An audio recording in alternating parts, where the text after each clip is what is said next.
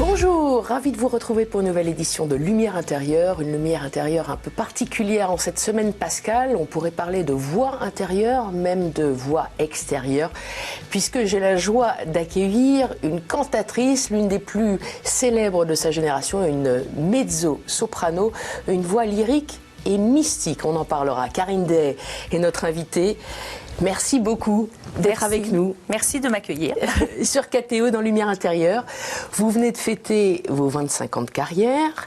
Vous avez reçu, c'est rare, 3 fois cette distinction d'artiste lyrique de l'année lors des victoires de la musique classique. Alors, pas cette année, puisque, je l'ai appris par vous, vous n'aviez pas le droit de concourir. Effectivement, pendant 3 ans, ensuite, une fois qu'on a une victoire, nous n'avons pas le droit de concourir. Donc voilà. La prochaine année, 2024, j'aurai le droit. Vous aurez le droit. On regarde déjà un petit peu les victoires de la musique précédentes. Regardez, hommage à Karine Dehay.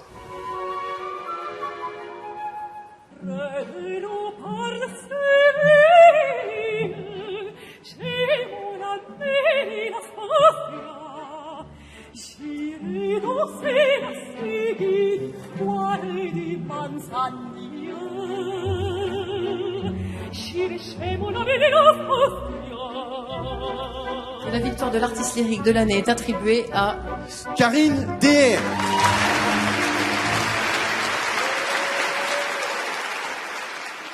Que dire, évidemment, je pense très fort à ma famille, à mes amis, à mon fiancé.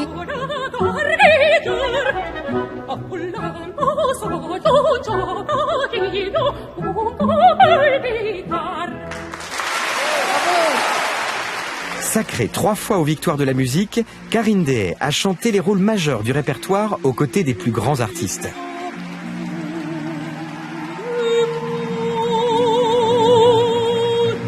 En 2020, c'est le contre-ténor Philippe Jarouski qui l'annonce. Un camarade émerveillé par la puissance et l'étendue rare de la voix de la mezzo-soprano. C'est une très grande amie chanteuse. Vocalement, je crois qu'elle est à son zénith. Elle peut tout faire avec sa voix, avec une facilité incroyable que je lui jalouse. La magnifique Karine Dehay.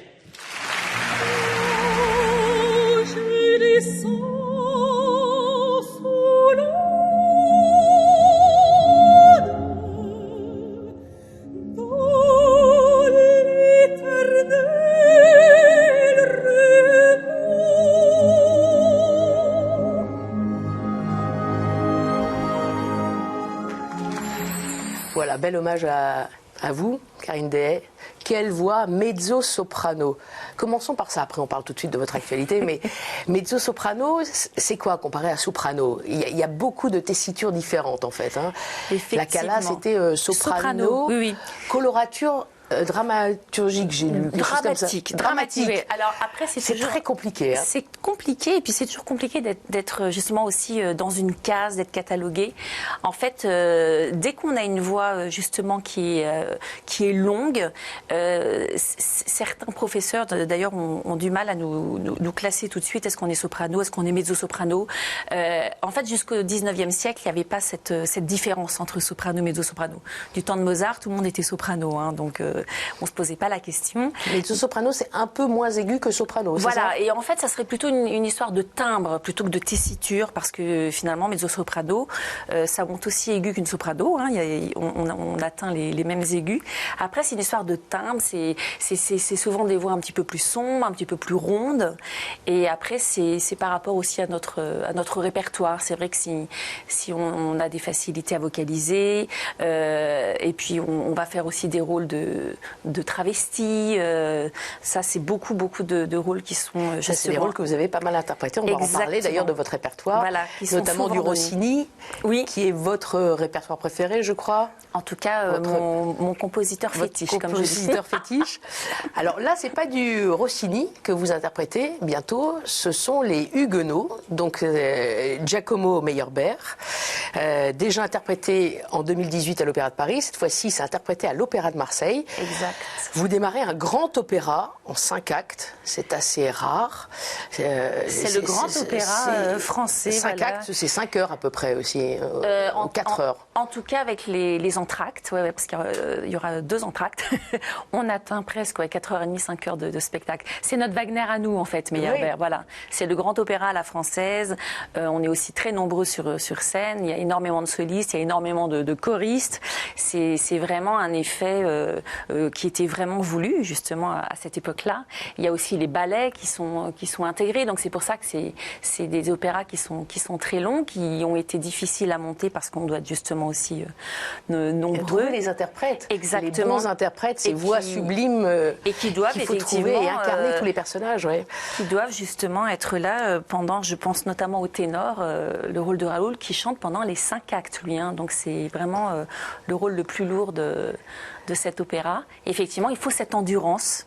Donc c'est tout le but du travail, de notre technique, voilà, d'être endurant pendant toute la soirée, exactement. Et vous l'êtes. Surtout que vous changez de rôle. Vous l'avez déjà interprété, cet opéra. Oui, vous parliez de travesti, vous incarniez Urbain, qui était un petit rôle. Après, on va parler du pitch quand même. Et désormais, vous avez un grand rôle, celui de Valentine. Effectivement. Résumons peut-être le pitch aussi, parce que les Huguenots, bon, comme son titre l'indique, il s'agit d'une histoire de guerre de religion. C'est le fond juste avant la Saint-Barthélemy. Exactement. Entre catholiques et protestants. Oui. Et c'est une histoire d'amour contrarié entre une catholique, Valentine, et un protestant, Raoul, exactement. J'ai un peu résumé, non, mais c'est très ça. rapidement. Et d'ailleurs, ça se termine avec la nuit de la Saint-Barthélemy, d'ailleurs. Exactement. Et vous incarnez donc quand même Valentine.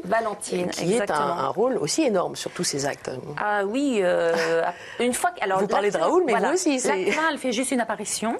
C'est ça. Mais une fois qu'elle arrive à l'acte 2, elle est jusqu'au bout. Et notamment, elle est très très présente les trois derniers actes. C'est sûr que... Mais en même temps, c'est un plaisir, voilà, c'est un plaisir d'interpréter ce genre de rôle. Justement, pour vous, le fait d'avoir changé, de passer d'Urbain, que vous connaissiez bien, qui était un petit rôle différent, à ce rôle-là, comment vous... C'était un défi, c'était toujours une récompense, un défi. Et comment vous l'avez travaillé, ce rôle-là? C'est toujours un défi, mais c'est toujours aussi intéressant parce que justement, on voit l'ouvrage avec une autre vision. C'est ça qui est aussi intéressant.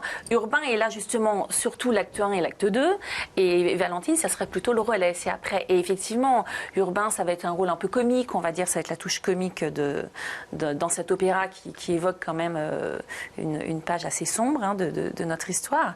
Et là, Valentine, oui, c'est une jeune fille, effectivement, amoureuse. Il y a l'histoire de la religion, il y a l'histoire de la famille. C'est une femme, en fait, on se rend compte que c'est déjà une femme très forte. Moi, j'aime bien ce genre de personnage aussi. Et puis, effectivement, en vieillissant, ma voix évolue. Alors justement, je peux maintenant faire des rôles plus de soprano, on va dire, par rapport au rôle où j'ai débuté, où on disait vraiment mezzo-soprano. Et ça me... C'est curieux, ça. La voix instinctivement, on pense que c'est à l'inverse. Non, en fait, voilà. En vieillissant, on imagine qu'on tombe plutôt dans les grappes. C'est mon cas. En tout cas, il y a eu d'autres grandes chanteuses. Voilà, qui nous ont déjà montré ce parcours. Donc, je les copie. Et justement, c'est l'occasion de pouvoir faire des rôles dits plus dramatiques. Et je trouve que c'est une grande chance, en tout cas. Ouais, c'est un cadeau. C'est un cadeau aussi pour le public. Comment vous travaillez vos rôles, et peut-être celui-là, mais aussi d'autres, on va en parler. Alors, je n'ai pas changé ma façon de faire. Évidemment, je travaille toute seule d'abord à la table. Il y a un gros travail personnel, ça on s'en doute. Après, je le travaille aussi techniquement avec... À la table, ça veut dire que... À la table, ça va être même aussi comme des chefs d'orchestre. On se met sur une table avec notre partition et sans chanter, on entend la musique, on note aussi le rythme, des traductions si c'est dans une langue étrangère. On travaille beaucoup de cette façon, même sans pratiquer l'instrument.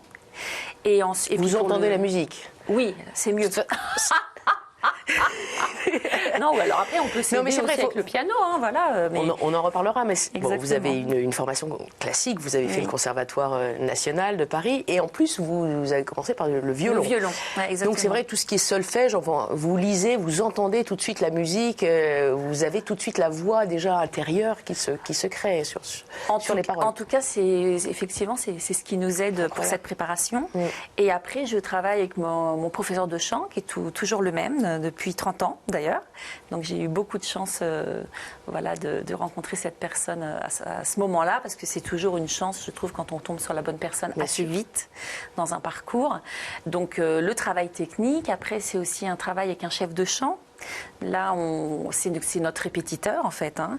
Et puis c'est la personne qui va nous dire voilà si on est en rythme, si on chante juste, si on a le bon tempo. C'est aussi pour nous faire travailler la mémoire. Enfin, c'est toute cette équipe autour de nous en fait dont on a besoin. Beaucoup de répétitions. Oui, et puis aussi pour je trouve pour justement faire durer une carrière, on a besoin d'être bien entouré. Et en tout cas, moi, j'ai besoin de cette équipe. Et jusqu'à présent, oui, je crois que ça m'a porté chance. Donc, bien sûr. Et qui vous accompagne en fait d'opéra à opéra. Oui, et puis en les plus, changent. que ce soit mon professeur de chant ou les chefs de chant avec qui je travaille en fonction aussi des répertoires, ils viennent me voir aussi sur scène, ils viennent me voir aussi quand je suis en concert ou à l'opéra. Donc, ils voient aussi la suite du travail. Donc, ça, c'est super. On l'évoquait, c'est vrai que votre répertoire, comme on dit, il était plutôt belcantiste, comme on dit, non Le bel canto. Beaucoup de bel canto. Beaucoup de bel canto. Effectivement, mais pas que. Mais pas que. Bel canto, on pense beaucoup à Rossini. Bien sûr, Donizetti, Bellini, c'est toute cette période 19e. Voilà, donc surtout... Meyerbeer n'en est pas loin, hein, d'ailleurs. Oui, pas loin. Ouais, parce qu'il y a des vocalistes qui nous font surtout vraiment Rosine penser de à Barbier de Rossini. Séville, Elena dans La Dame du Lac, de Rossini, Chérubin, ça c'était plutôt à vos débuts, Les Noces de Figaro, et même peut-être... Oui, non, c'était à mes débuts et jusqu'en 2010 à l'Opéra de Paris. Et maintenant, je fais même la Comtesse dans Les Noces de Figaro. Voilà, la Comtesse. Voilà. Carmen de Bizet, ça c'était il y a 10 ans. Oui. Et la Norma, la fameuse Norma dont on se souvient, évidemment, on pense aussi à la Calas, mais bon, sur la Tosca. Bellini en 2022. C'est quand même... l'été dernier à Aix-en-Provence, effectivement. Le Festival d'Aix-en-Provence. Ouais. Quel a été votre plus grand défi? Le plus grand amour, ce serait Rosine? Plus grand amour, oui, Rosine et Cenerentola aussi. Ça, c'est les deux rôles. Cenerentola, j'ai lu ça dans une interview. Ouais, ça, c'est vraiment les deux rôles qui m'ont beaucoup marqué. Des rôles rossiniens. Qui m'ont aussi beaucoup porté chance parce que c'est des airs que j'ai fait aussi en audition, que j'ai fait aussi en concours. Donc c'est vraiment ces deux rôles-là qui m'ont beaucoup porté, que j'ai fait le plus en scène aussi, effectivement.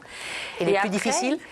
Les plus difficiles, j'ai envie de vous dire, c'est les rôles effectivement qui sont... C'est vrai qu'on pense à la Norma, parce que c'est l'un des plus Et puis c'était un défi, bien sûr, mais je pense aussi à des rôles comme l'Armida de Rossini, comme la Semiramide.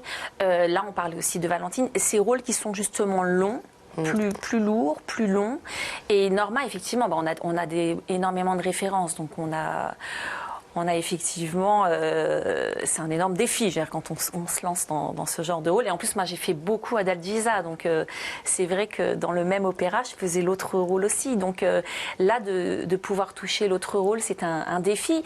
Mais en même temps, je me suis dit que dans les grandes chanteuses qui nous ont précédées, je pense à Caballé, Shirley Verrett, Grace Bunbury, elles ont elles-mêmes fait les deux rôles en fait. Elles ont pu aussi échanger à certaines périodes de leur carrière.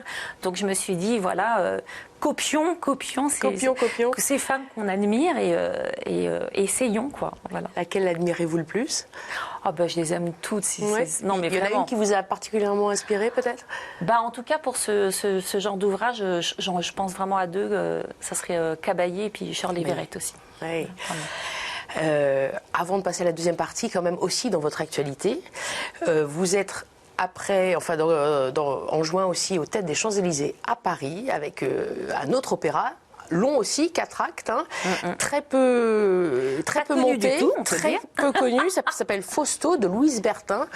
Les femmes sont à l'honneur, puisque c'est quand même un opéra écrit par une femme, exact. Et en plus interprété par une femme, puisque Fausto, l'équivalent de Faust, exact. Est interprété par vous-même, une femme. Oui, elle a voulu, à mon avis, faire ressortir le côté justement juvénile de Faust. une fois effectivement qu'il a fait son pacte et qu'il va séduire Marguerite, je pense que moi ça m'a fait penser justement parce qu'à la même période on pense au Capulet de Bellini et les fameux duos entre Roméo et Juliette où justement les voix s'échangent et s'enlacent. Ça fait aussi quelque chose, moi je trouve en tout cas dans cette musique de très sensuel. Et là ce sera la même chose en fait. Il y a des duos où Faust est justement au-dessus de Marguerite. Et en fait, je pense que c'est aussi le désir de la compositrice. Voilà, d'avoir fait deux voix, alors pas égales, parce qu'on aura des timbres différents, mais en tout cas quasi égales sur la tessiture et pour montrer justement ce côté sensuel. Et ça, c'était un livret, un opéra très peu connu. Ça vous a plu en tout cas, le thème, visiter on le connaît tous, ça c'est sûr. Donc et c'était justement, oui, j'ai trouvé ça intéressant. Ouais. C'est effectivement toute la démarche du Palazzetto Brosane, avec qui moi j'ai déjà travaillé depuis 2009, de faire ressortir et redécouvrir des ouvrages. Et moi je n'ai entendu que l'ouverture jusqu'à présent justement de cet ouvrage du Fausto Luis Bertin. Et j'ai vraiment hâte parce que je trouve que la musique est magnifique. Voilà. Bon, deux choses à aller voir. Hein. Donc, les Huguenots et Fausto. Voilà. L'un à Marseille, l'autre à Paris. Exact. Je vous propose de continuer dans cette deuxième partie où je vais m'éclipser. Et je vais vous proposer 4 mots qui ont une connotation assez religieuse, puisque nous sommes en période pascale. D'accord. D'accord ? Très bien. À tout à l'heure, Karine.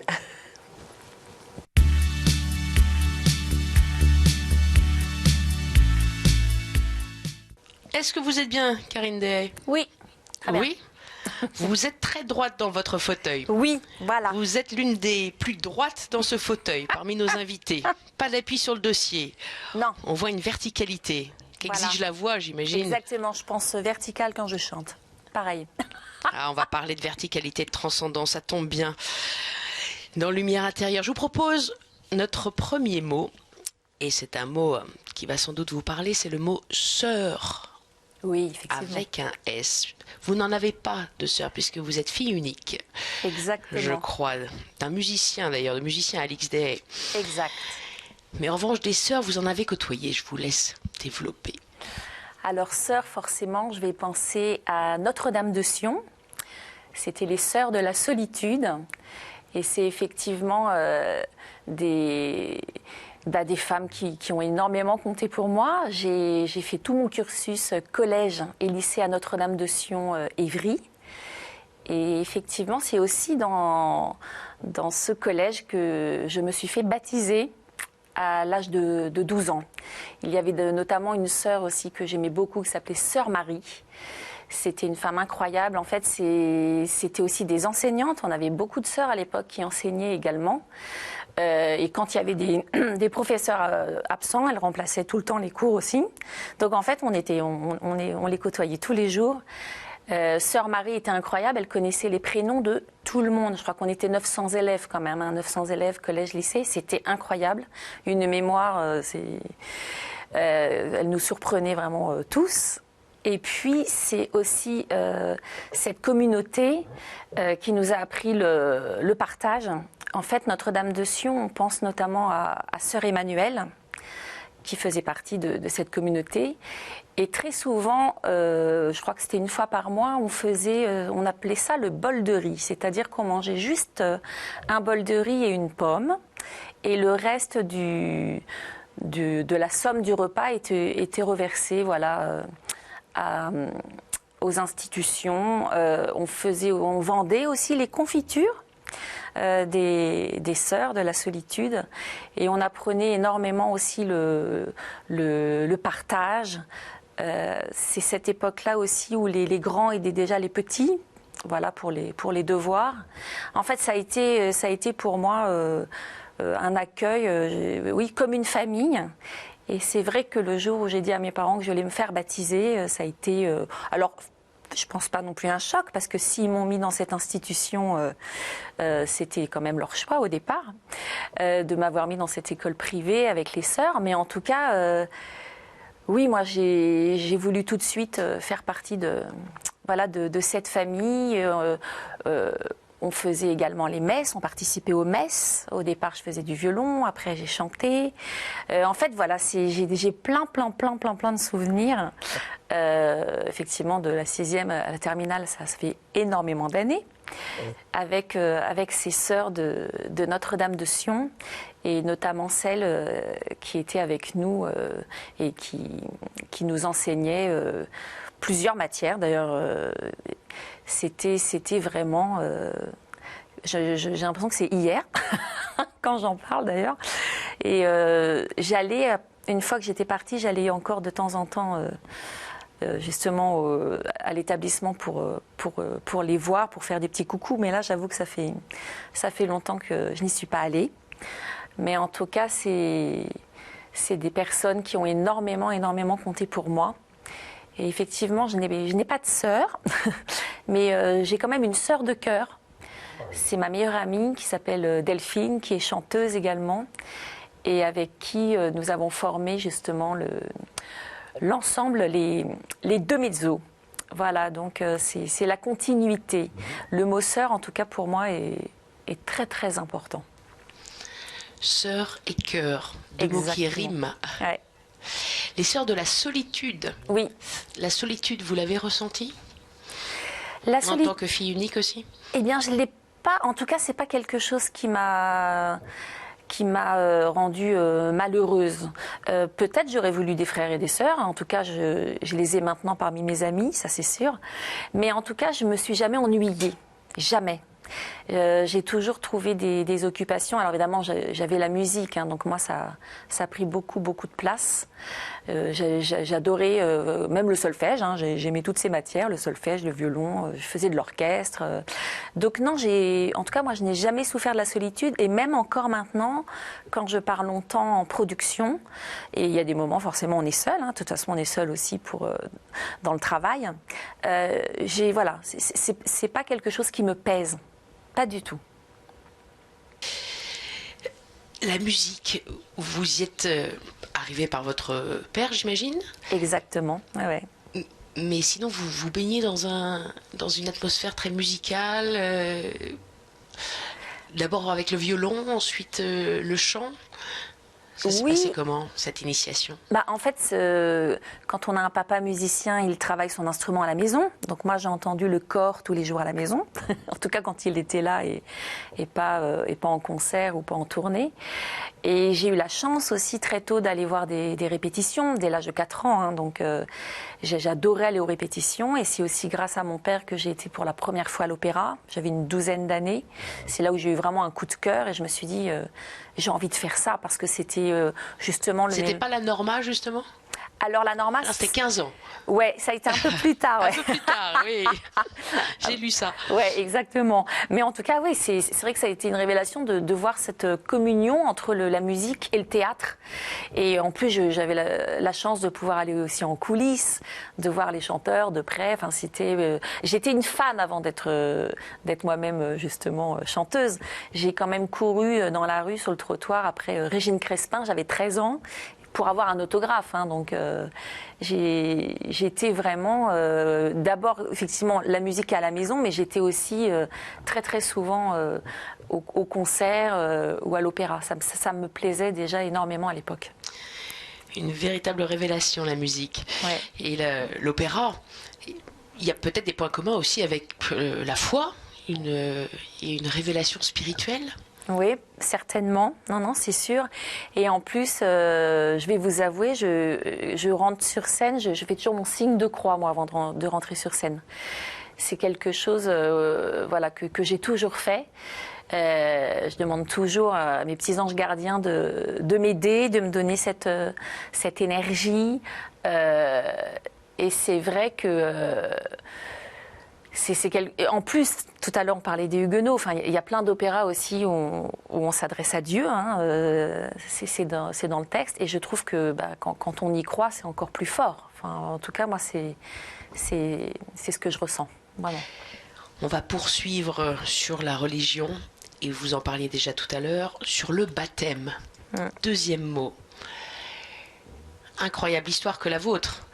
Des parents athées et vous-même qui avez fait le choix de vous faire baptiser. Exactement. Et Un d'ailleurs, acte de foi fort. je les remercie d'ailleurs aussi d'avoir accepté et puis d'avoir organisé ce baptême. C'est vrai que j'avais donc 12 ans. Et le fait voilà, d'avoir été justement avec ses sœurs à Notre-Dame-de-Sion, c'est quelque chose qui m'a beaucoup, beaucoup touchée parce que je n'ai vu que du positif, de l'amour, du partage. Enfin, ça a été quelque chose pour moi vraiment de très positif et de porteur, vraiment. C'était des femmes qui nous ont vraiment portés, qui nous ont fait partager, aimer, qui nous ont aussi montré l'importance du travail, vraiment. Hein. Et toujours dans voilà, la convivialité, le partage, moi c'est quelque chose qui m'a parlé en tout cas, tout de suite. Et j'ai voulu voilà, me faire baptiser. Et j'ai trouvé aussi très bien, je vais vous dire, le fait de choisir aussi mon parrain et ma marraine. Parce que c'est vrai que quand on est enfant, quand on est voilà, bébé, c'est les parents qui choisissent pour nous. Et là, le fait d'avoir 12 ans, j'ai dit, je veux choisir ma marraine, je veux choisir mon parrain. Et puis donc, je suis encore toujours très proche d'eux, justement. Parce que quelquefois, quand les parents choisissent pour les enfants, c'est des amis, et puis après le temps fait qu'on ne voit pas toujours, en tout cas ou moins. Et là, mon parrain, c'est mon oncle. Et ma marraine, en fait, c'était une de mes voisines. Et je vais vous raconter cette histoire. J'étais à l'école avec sa fille aînée. Et malheureusement, elle a perdu son papa, voilà, donc le mari de cette dame est décédé. Et je lui ai dit qu'un jour on formerait une famille, on ferait partie de la même famille. Et quand il y a eu ce choix de baptême, voilà, j'ai décidé que sa maman serait ma marraine et comme ça on ferait partie de la même famille. Voilà. C'est une très belle histoire. Merci de ce partage très émouvant. Et concernant vos parents, ils n'ont jamais été opposés, au contraire, ils vous ont accompagné dans ce chemin-là? Ils m'ont vraiment accompagnée, oui, ça je les remercie vraiment. En fait, je pense que maintenant, d'ailleurs, quand on en parle, parce qu'effectivement, ils sont vraiment athées, toute la famille de côté de ma maman, personne n'a été baptisé depuis je pense, le début du 20e. Et ils n'ont pas changé d'avis avec votre baptême à vous? En tout cas, ils m'ont permis de le faire. Ils ont trouvé très bien que, justement, on fasse le choix. Et je pense que pour eux, c'est bien, justement, aussi, des fois, que l'enfant puisse faire le choix. Et en tout cas, ils acceptent. Ça, ils ont accepté. Et moi, voilà, je les remercie vraiment pour ça. Et on en parle toujours encore, voilà, parce que moi, évidemment, je vais à la messe. Eux n'y vont pas. mais vous y allez tous les dimanches? Alors, je ne peux pas y aller tous les dimanches, mais j'y vais dès que je peux. Et souvent, j'ai aussi de la chance, je le dis quand on est dans une grande ville, des fois je ne peux pas forcément y aller le dimanche matin, donc je fais le service du soir. Et j'ai d'ailleurs aussi un très très bon souvenir d'une messe pour Pâques, où j'étais, figurez-vous, en Corée, voilà, à Séoul. Et j'ai été à la messe, et j'ai été aussi très très très très très touchée par la qualité des chants. Les voix des Coréens, on aurait dû un concert, cette messe. J'étais très impressionnée. Ils ont chanté du Bach, du Handel avec des voix opératiques. Enfin, j'étais vraiment très très touchée de cette messe pour le jour de Pâques à Séoul. Vous-même, vous avez souvent chanté dans des églises? Oui, ça on m'a demandé assez souvent. J'ai envie de vous dire pour les enterrements, c'est moins ce qu'on préfère, évidemment. C'est rendre un hommage, c'est sûr. Mais moi, je trouve ça toujours délicat, surtout quand on a connu les personnes. Moi, je suis très émue. J'ai beaucoup de mal. Mais sinon, oui, pour des mariages, voilà, ou pour des événements, on nous demande. Et puis, c'est toujours des acoustiques quand même agréables pour nous. C'est sûr. Voilà. On parlait de baptême. Est-ce que vous avez eu vos autres sacrements? Non, je n'ai fait que le baptême. D'accord. Ouais. On passe, vous l'avez évoqué, On passe au troisième mot, c'est Pâques, la fête de Pâques. Nous sommes donc à une semaine de Pâques. Quel est votre rapport à cette fête qui célèbre la résurrection du Christ ? Moi, j'aime beaucoup cette fête. Donc, justement, j'essaie toujours d'aller en tout cas à la messe à cette époque-là. Je trouve que c'est un moment important. En tout cas, pour nous, c'est une fête très importante. C'est aussi des moments importants, je trouve, au niveau aussi des réunions familiales. Je trouve que c'est aussi une occasion de se retrouver. Souvent, vraiment, on pense à l'agneau pascal. C'est aussi la fin du carême. Enfin, c'est quelque chose. C'est une réunion aussi familiale. Voilà, il y a le côté religieux, mais il y a aussi le côté famille aussi, moi, qui.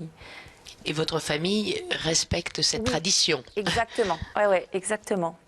Malgré son athéisme. Exactement. Et ça, je trouve ça, important. Et voilà. Et justement, c'est respectueux vis-à-vis de moi aussi, je trouve. Donc, vous célébrez la Pâques, vous allez à l'église à ce moment-là. Et le carême, vous le respectez aussi? Les 40 jours? Non, ça, j'avoue, non. Non, je me tiens au poisson le vendredi, vous voyez.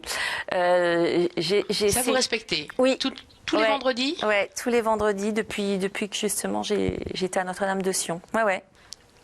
Ça, c'est quelque chose auquel je tiens aussi. Rituel, tradition. Un rituel, exactement. Voilà.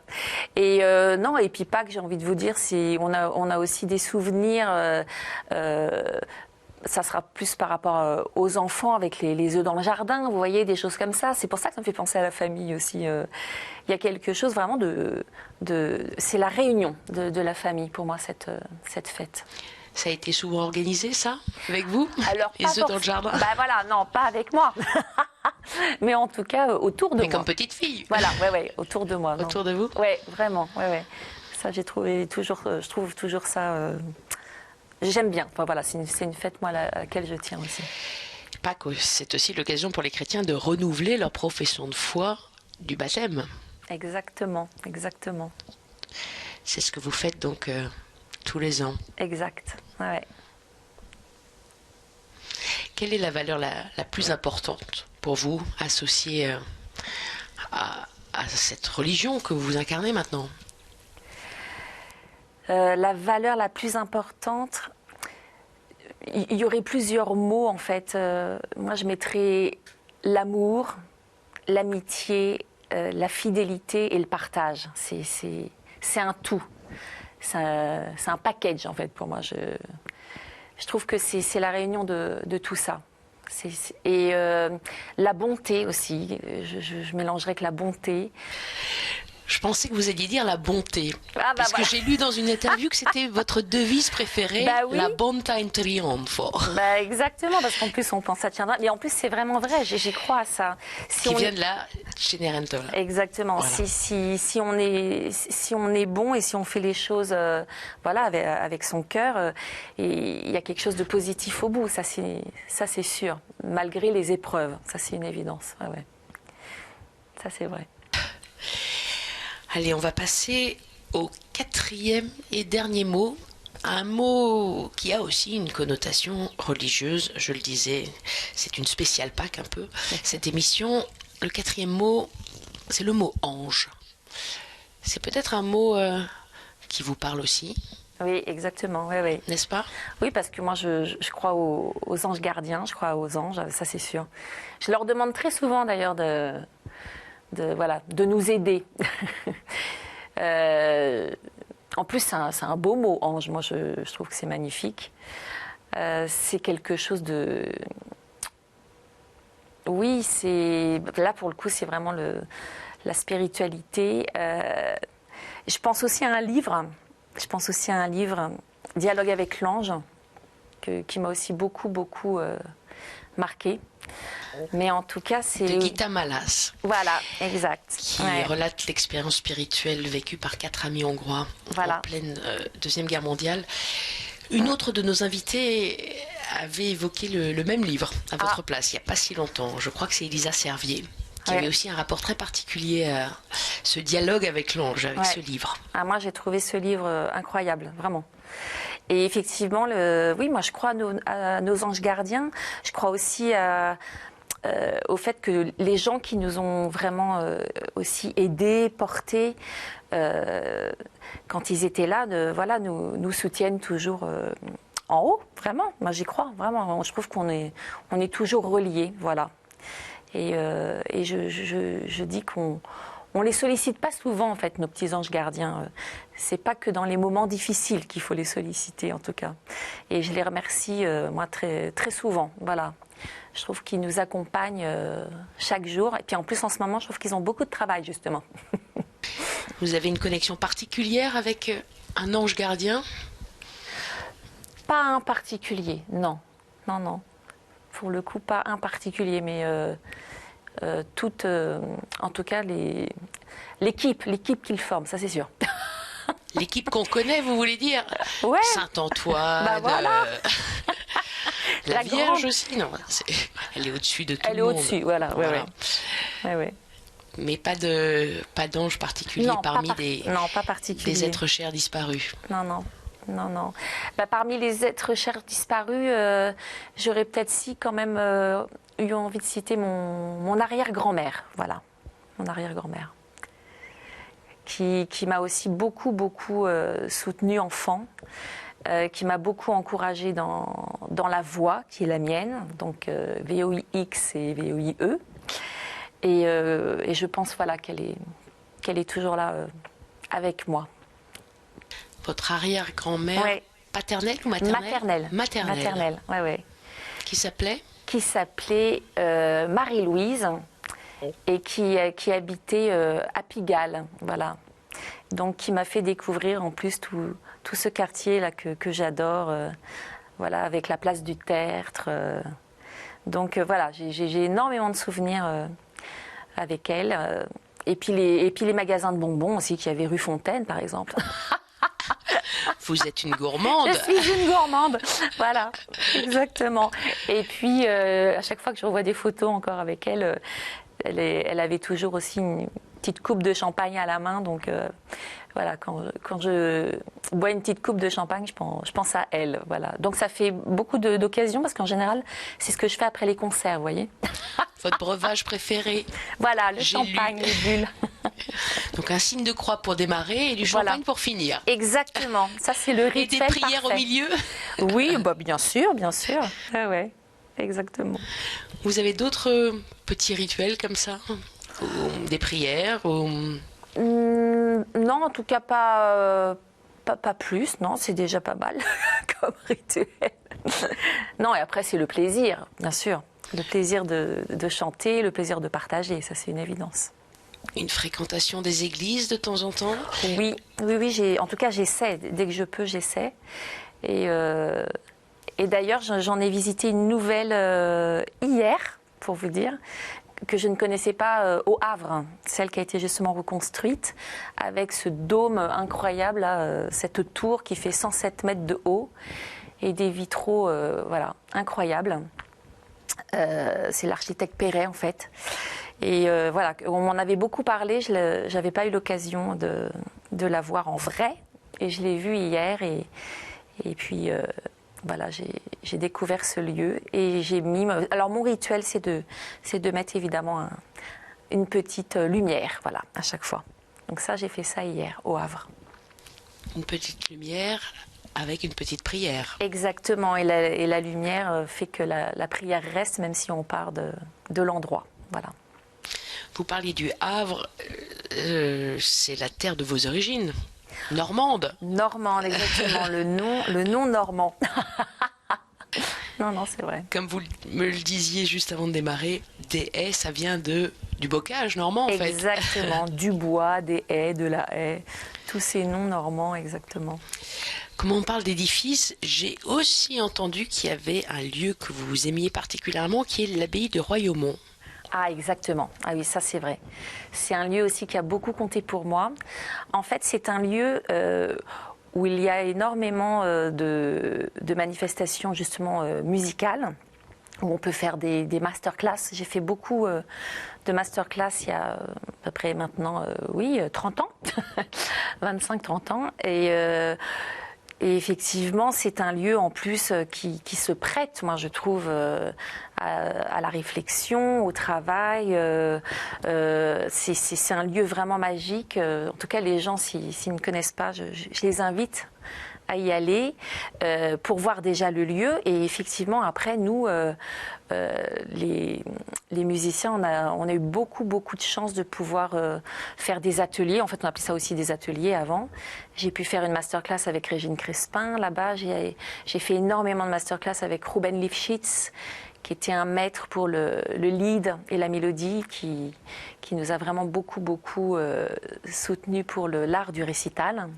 Et puis, effectivement, des concerts, je pense à du Scarlatti, du Mozart. On a fait vraiment beaucoup de concerts là-bas, beaucoup aussi de périodes d'apprentissage. Et à l'époque, les chambres n'étaient pas encore aussi luxueuses que maintenant. C'était vraiment des cellules, c'était encore des cellules. Il n'y avait pas la télé, donc c'était vraiment, on y allait pour travailler et puis se concentrer. En fait, c'est vraiment un endroit extraordinaire aussi, avec la nature autour pour se concentrer. Moi, j'aime beaucoup ce lieu, qui est l'abbaye de Royaumont. L'abbaye de Royaumont. Est-ce qu'il y a d'autres lieux similaires où ça vous est arrivé de faire des retraites ? Non, alors j'ai pas encore fait de retraite, mais j'y pense en fait. La dernière fois, j'y ai pensé quand j'ai eu l'occasion d'aller à l'abbaye de Senanque. Parce qu'on a fait également un concert pour recueillir des fonds. Pour ses lavandes. Voilà, exactement. En tout cas, il fallait recueillir des fonds parce qu'il y avait beaucoup de travaux à faire pour cette abbaye. Et on a été remettre le chèque. Et à ce moment-là, je me suis dit, ce serait peut-être ce serait à l'abbaye de Senanque si je dois faire une retraite. En tout cas, c'est aussi un endroit qui m'a beaucoup marqué. Voilà. Magnifique, ouais. En Provence. Ouais. Nous sommes toujours sur le mot ange. Est-ce que vous pensez qu'il y aura des anges pour vous accueillir une fois que la vie sur Terre est terminée ? Ah mais j'espère qu'ils se préparent d'ailleurs. Une armée d'anges. Une armée d'anges, bien sûr. Avec des coupettes de champagne, vous voyez. Moi, je crois complètement. Et avec des corps. Exactement. C'est aussi un instrument dont vous parliez tout à l'heure et que vous aimez énormément. Ah bah oui. Alors évidemment, c'est l'instrument que j'ai le plus entendu, forcément. Je pense même quand j'étais dans le ventre de ma maman. Donc.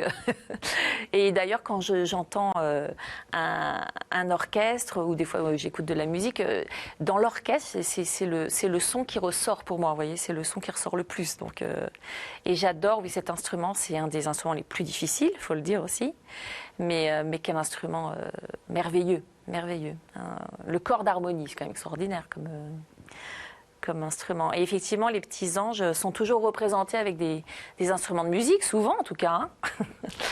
Donc on les imagine, voilà, faire de la musique, être joyeux et voilà. Donc vous attendez un paradis joyeux et musical. Ah mais oui, moi je crois complètement, mais vraiment. C'est formidable. Ouais. Vous y pensez de temps en temps à cette finitude ? Oui, parce que justement, c'est pas une finitude en soi, justement. C'est l'éternité à suivre. Ah ouais, mais vraiment, ouais. Moi et puis c'est quelque chose pour moi qui, comme ça se termine pas, c'est forcément positif. Vraiment. On doit passer par la mort, c'est un passage obligé. Mais après, voilà, on sera avec notre armée d'anges. Voilà. Et ça tombe bien puisque nous sommes à Pâques, la résurrection du Christ. Merci beaucoup, Karine Dehaye. Merci. Je reviens auprès de vous pour la conclusion. Merci. À tout de suite. Merci.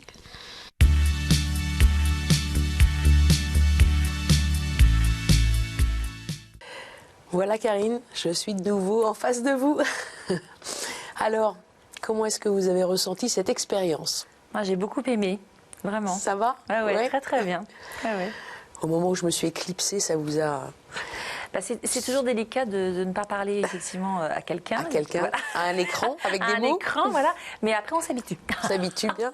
Il y a un mot qui vous a particulièrement marqué, touché ? Je dirais quand même sœur. Sœur. Ouais. Exactement. les sœurs de Notre-Dame de Sion. Exactement. Et puis ma sœur. Et Ma sœur votre de cœur. sœur Ouais. de cœur, Exact. qui est juste à côté de vous, Exactement. Delphine, parmi ces albums. Et il y en a plusieurs. Il y en a des prochains à venir aussi? Il y en aura beaucoup, en fait, des prochains à venir. Oui.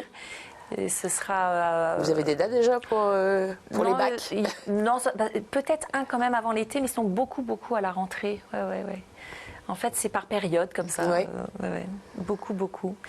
Mais il y aura effectivement une Norma de Bellini, un Exultate Jubilate de Mozart, le Thésée de Lully également qu'on a enregistré il n'y a pas très longtemps. Donc tout type d'époque et de... Ah oui, voilà, de style. C'est vrai que vous allez presque en du tout cas, contemporain, baroque, mais au ouais, baroque. ouais. Un peu moins de jusqu'à la- contemporain maintenant, mais j'en ai fait. Vous en avez également, fait ouais. aussi. Donc ça fait beaucoup de disques. Et un disque également avec Delphine, avec orchestre, cette fois-ci aussi, qu'on a enregistré avec l'orchestre d'Avignon. Donc vraiment, il y a eu il y a plusieurs. de Il y a de tout. Qu'est-ce que vous préférez? Parce que c'est vrai que c'est éclectique, foisonnant. Il y a des choses que... Alors c'est vrai que j'ai toujours ma préférence pour l'époque belcantiste. Ça, on en a c'est ce parlé, qu'on ouais. disait. Mais en tout cas, non, j'aime tout. Je suis gourmande. Ouais, je suis vous êtes gourmande pour gourmande, tout. hein. C'est Gourmande joyeux. dans la vie, puis gourmande musicalement aussi. Ouais, c'est vrai. C'est vrai que vous avez fait plein de choses. On a parlé du violon. Il y a une chose dont on n'a pas parlé, c'est l'escrime aussi. Vous étiez bonne en escrime, vous en avez beaucoup fait En pendant tout cas, le conservatoire. Pendant le conservatoire, exactement. J'ai pris des cours d'escrime et ça m'a servi. Ça m'a servi parce que quand même sur scène, quand on fait des combats avec des maîtres d'armes, on répond forcément plus rapidement si on a déjà fait pris des cours. Voilà. Quand on nous Donc parle de plutôt position. fleuret, épée, il y a différentes... Il y a eu les deux. Il y a eu les deux. Ouais. Mais en Combien tout cas, d'années? Au conservatoire, j'ai dû en faire 2-3 ans. Pas énormément plus, mais 2-3 ans. En tout cas, Et ça peut être utile sur scène. Ah oui, déjà. Notamment pour des rôles d'hommes, en fait. Exactement, Ouais. quand on fait Roméo, quand on fait Stefano, j'ai fait plusieurs combats sur scène. Et quand on chante en même temps, qu'on doit se concentrer sur les deux, c'est bien d'avoir des bases. Oui, Voilà. oui, mais il faut être aussi comédien, c'est complet hein, Ouais. comme métier. Ouais, c'est vrai. Aussi les langues. Là, c'est vrai que Exact. on va en reparler, vous chantez en français, les deux prochains opéras, mais souvent aussi Rossini. Le surtout, Fausto sera en italien. Ah, le Fausto est italien, Voilà, pardon, parce que en comme italien. c'est Louise Bertin, c'est vrai Ouais, que mais elle a écrit en je ne le italien. connais point. Exactement. Il faut que Ouais, j'aille ouais. vous voir. Non, c'est vrai. C'est Et surtout- aussi en allemand. Oui, en allemand. Et puis également, on fait aussi... j'ai fait du tchèque, par exemple, Ah oui. aussi. Janacek, Dvorak. Et c'est intéressant parce que même si on ne parle pas Oui, toutes les comment langues, on travaille je ne parle pas le tchèque couramment. Hein. Alors on travaille avec un coach de langue. Et puis on a la phonétique, on a la traduction mot à mot, après on a la traduction littéraire. C'est un travail forcément qui est plus long, qui est beaucoup plus long que quand c'est notre langue maternelle. Hein, ça, Ah oui. Ça c'est Même sûr. l'italien, c'est peut-être plus simple parce que ça se Oui, rapproche exactement. langue latine et voilà, bon, tout. ça va beaucoup plus vite ça. Non, ça c'est vrai. Mais effectivement, voilà, quand c'est des langues qu'on ne connaît pas du tout au départ, le travail est plus long, mais en tout cas est aussi très très intéressant, quoi. L'allemand, L'allemand, j'en ai rarement fait en fait à l'opéra. Je réfléchissais. J'ai eu la chance de faire la deuxième dame, en tout cas dans la flûte enchantée de Mozart. J'ai eu la chance de la faire 3 fois au festival de Salzbourg. Mais sinon, j'ai rarement. Je fais du lead, en tout cas, je fais du récital. Du lead, c'est ça. Voilà, en allemand, mais sur scène, en tout cas, j'en ai rarement fait. Voilà. Et là, vous démarrez à Hambourg aussi. Oui. Pour les Huguenots.